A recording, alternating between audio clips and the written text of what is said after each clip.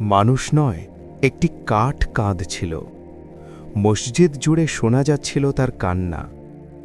নবী সাল্লাল্লাহু আলাইহি ওয়াসাল্লাম প্রথম দিকে মসজিদে খুতবা দেওয়ার সময় একটি খেজুর গাছের খুঁটির সঙ্গে হেলান দিতেন। পরবর্তীতে সাহাবীদের পরামর্শে নবী সাল্লাল্লাহু আলাইহি ওয়াসাল্লামের জন্য একটি মিম্বর তৈরি করা হলো। যেদিন নবী সাল্লাল্লাহু আলাইহি ওয়াসাল্লাম প্রথমবার মিম্বরে উঠে খুতবা দিতে শুরু করলেন, সেদিন সেই খেজুরের খুঁটি কান্নার মতো শব্দ করতে লাগল। সাহাবীরা স্পষ্টভাবে সেই শব্দ শুনেছিলেন, এতটাই যে মসজিদে উপস্থিত সবাই বিস্মিত হয়ে গেল। নবী সাল্লাল্লাহু আলাইহি ওয়াসাল্লাম তখন মিম্বর থেকে নেমে খুঁটির কাছে গিয়ে তাকে জড়িয়ে ধরলেন। তখনই খুঁটিটি শান্ত হয়ে গেল। এরপর নবী সাল্লাল্লাহু আলাইহি ওয়াসাল্লাম বললেন, এটি আল্লাহর জিকির শোনার কারণে আমার সঙ্গে যুক্ত ছিল।